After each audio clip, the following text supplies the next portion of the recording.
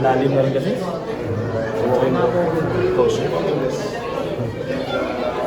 Ray, nung fourth quarter, may mga crucial shots ka, pero yun nga, Crucial turnover. yun na. Tsaka talagang you have to survive this game. Sabi mo lang sa panalo nyo.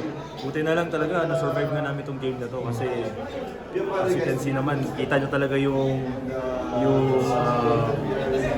experience ng San Miguel, no? Hindi talaga biro eh. So, kung silat pa kami doon, talagang masakit sa tenga, masasabunin talaga ako ni Coach Dot. Pero yun nga, ginawa naman ng paraan at naging pay off naman yung talagang preparation namin sa kanila. Ray, may halo bang gigil coming to this finals considering nga last time wala ka? Yes, meron talaga. Kita naman din sa laro kanina na parang may mga instances, may mga possession na parang napipilit ko yung tira ko. Yung mga pasa ko sobrang lakas, which is para sa akin gigil na yun eh. Pero at least na naging loose na ako itong game 1, okay na kasi